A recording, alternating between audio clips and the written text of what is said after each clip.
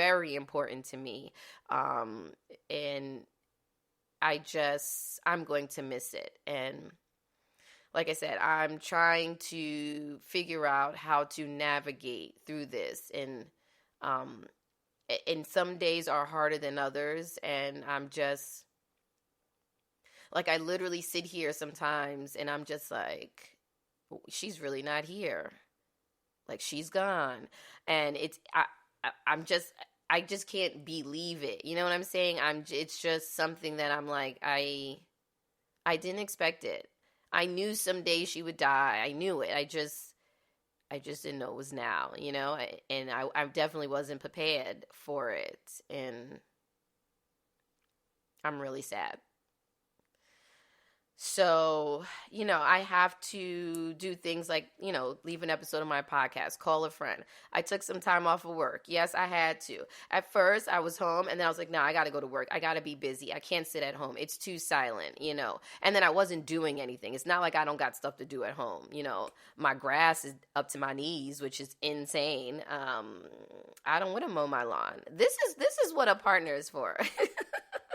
um, my house was chaotic because, people were here and I had to do laundry and I just wasn't doing anything. So I said, I got to get up off my ass. So I got off my ass. I did those things. I went to work, but then I just realized I was still sad. I'm still, I needed a moment. So taking time off of work was important for me, making sure that, yes, I understand keeping busy, but sometimes you got to keep still. Sometimes you do need to not do anything, right? You don't always have to be doing something. It just shouldn't be for an extended period of time. But if you need a day or two or even a week, if you need some time to just grieve, I want to be sad, I want to cry, I want to be upset, I want to talk to the Lord and say, come on now, God, I want to do all of that. And I want to be able to have the time to do it. I don't want to feel rushed. I don't want to feel like it's not okay that I feel these things, because that also is how you get into depression, not allowing yourself to say, I am upset right now.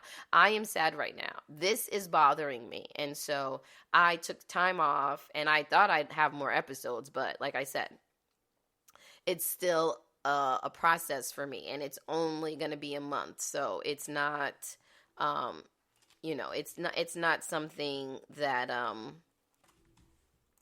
that's easy. It's easier said than done, but I am taking the steps. And so those are some of the things that I'm doing.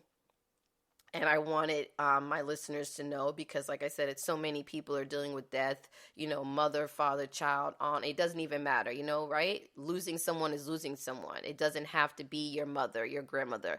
Death does not know that that's who they are. Sadness does not know that's who they are. All your body, your brain knows is that you're sad and that there's a reason. And, get up. I went to the gym yesterday. I haven't been to the gym. Whoo, child. I was trying to go consistently before. And I went yesterday and I did really well. I worked on everything I wanted to work on. And I was super proud of myself and I was super happy when I left the gym.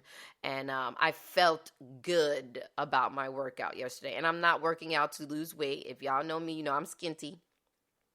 It's just an outlet. It's something that it gets my brain, I even think sometimes when I'm at the gym, and I think better and I put pieces and puzzles together and it helps with that. So, going to the gym, like I said, talking to friends, therapy, family, journaling, whatever you need, cleaning, I like to clean, that gets me going. So, and just going out, I went out with my best friend this weekend and it was so much fun, and she got a lot going on with herself too, so it's an outlet. When me and her get together, it is I'm telling you, we meant to be, guys. We're meant to be. We just click. We're just good.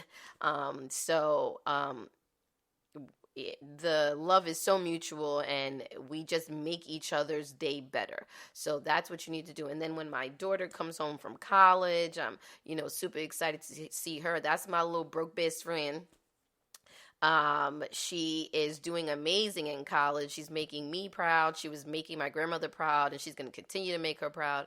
And when I get together with her, it's just like the young love. Like, I'm so into everything she's into, and I'm excited to, go out with her and go to eat with her. And she's my little sidekick. And then my 17-year-old is like, just my bubble burster, which is still what I need. And, she's just my silent partner. She's just there, and she'll be there and she'll sit there, but, don't do too much. But she's definitely, peace for me. So having these people in my life are what keeps me going, and I am going to have bad days, and, and that's okay. Like I said, it's okay to be sad. Make sure you allow yourself to feel that, but then get up, cry and then get up, give it a moment and then get up. Don't just sit there. Don't let it extend. Depression is a motherfucker, and those of us who battle it, we know, and it's easy. Depression is so easy. It's hard to get out of. So it's something that I'm very proud of myself. I've worked super hard over the years to really love me, accept me, be okay with me, and there's a lot of people in this world who try to bring that back, who are unhappy when I'm happy, who, just want to be a part of a downfall. And you got to keep them people at bay, cut them off, do what you got. You know what? You want to be negative over there. You want to be gaslight over there. I don't got time for it. You know what I'm saying? I know my worth. I know what I want to do. I know what I want. I know what I feel. And I'm not going to let people who just apparently don't love themselves, or, don't even know what love is. They just want to be miserable and want everybody else to be miserable with them. So, they basically haven't dealt with their own trauma, and also refuse to seek therapy. Sorry, had to get some water.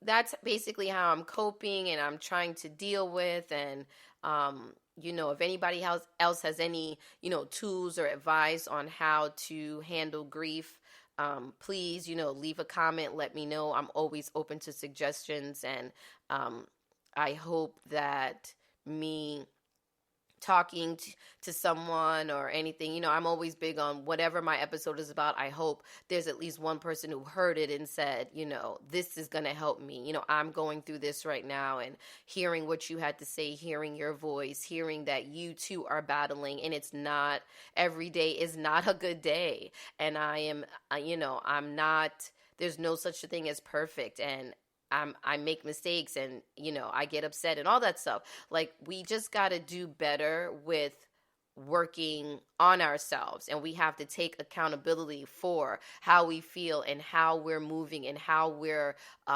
handling what we're feeling. Like, we're in control of that. So, and you have to want the help, right? You have to want to do better. It's with anything. It's with addiction. It's with depression. It's with school. It's whatever. When you know that something can't be done on your own, or you need help with something, you have to basically say that to yourself, like, I need help with whatever it is. It doesn't have to be depression or addiction or whatever. It could be anything. You just have to be open to the help, open to the criticism, and open to change. If you're not open to those things, if you're not accepting of those things, then you're not ready. And then there's no point, right? It doesn't help if you're not there. So I am there. I've been there. But like I said, there are days where I dip back, because depression is not something like everything else, like an addiction. You're always recovering, right? I'm always recovering from depression. So at any moment, something can trigger that, bring it. And I just have to know my triggers. I have to know my boundaries. I have to know who is here for good and who is here for bad. And those are things that I know. And so that will help with this journey, with this grieving journey of mine, and how to grieve but not be depressed. So like I said, I hope that helps you guys. And quickly, with the little bit of time I have left, there are so many things going on in the world right now that normally any podcaster, because I follow a lot of really good podcasters that everyone is talking about, right? There's so many, like the unfortunate death of Kevin Samuels. And that was something, when I saw that, I was like, oh my goodness, I have such, just like everybody else, I have so much to say. My podcast titled So Opinionated. I have so much to say on just what was being said when that man unfortunately passed away. And, I thought it was not like crazy because my grandmother was older than him, but that is what my grandmother passed away from, cardiac arrest. And I was just like, and the crazy eerie thing was, side note, is that my daughter was here when my younger one was here when my grandmother passed, and she had to, perform CPR and call 911. I wasn't here. And so, I'm listening to that 911 call of that poor woman who basically is, trying to save it. And I'm thinking, is this what my daughter was doing when she was talking to 911? Like, it was very hard. It was very hard for me to hear that, just because it was literally what had happened over here. It just wasn't me. It was my daughter. So, but I had such an opinion on that, and I was just like, people are so disgusting. And of course, I don't think I've left an episode about Kevin Samuels, which I'm very surprised about, because of course I agreed with nothing that man had to say. But come on, life is life, guys. I mean, he didn't do anything to me specifically. I don't know that man. There was no harm. He had an opinion, and a lot of you made him rich off of that opinion. I mean, it just is what it is. So I was so surprised no, actually I wasn't surprised, because the world we live in is fucked up. So I will try to get an episode in because I feel like that's still fresh. And even if it isn't, I have my thoughts and stuff. So I'm just throwing out highlights of things that have happened over this last month that I am normally would be. And then of course, the abortion, the reversing of Roe versus Wade. And first of all, y'all already know, if you listen to my podcast, you know how I feel about abortions. I'm pro-choice, and I have had an abortion, and I am 100% for it, flagging it, wearing my t-shirt, doing a little skip to it, skip, that's me. And so I could not even, it was just insane to me, the fact that they want to do the overturning of Roe versus Wade. I just said, if you think that as women we still won't get abortions, like, really, that's what y'all think? And then they were. I thought I read something about Plan B being illegal, or what is it, Texas? Listen, because I've been trying to keep up, but I also been in my little bubble, so I don't remember exactly what state it was, so don't get mad at me. But I was just like, so now we got to all go out and buy a bunch of Plan B pills, and then we got to keep them, and then make sure we giving them away. And no, we're not selling them, guys. Okay, we're not trying to make a profit. We out here buying these up and then making ourselves a little secret about how, listen, if you need Plan B, I got you. Where you need me to mail this to? Okay, this is what we need to be doing, because this shit is insane. I cannot with the man, the white man, all the whiteness. Okay. So that's a whole crazy thing, which normally I would have left an episode about, because like I said, I've left an episode about it. I was in a magazine discussing my thoughts on the fact that I'm pro-choice as someone who has had an abortion. I talked about it in the episode called Fuck Your Abortion Ban, where I talked about my abortion, and then my mom, who was a rape victim and had an abortion, got pregnant from the rape and had an abortion. I talked about that. And I'm just like, yeah, the shit don't make no sense. And we know that line, make it make sense. It don't make sense. Okay, so that's what else was going on in the world. And then, of course, this insane shooting that happened in Buffalo. Like, what And, we keep talking about these white people doing these mass shootings and how they walking away with their little handcuffs and oh, come out wherever you are. And, now we're going to go to trial and now you're going to get your 30 years. And come on now. Come on now. We know how they feel about us. And, I, I just don't. Yeah, no, I don't get it. I'm drawing a blank as to how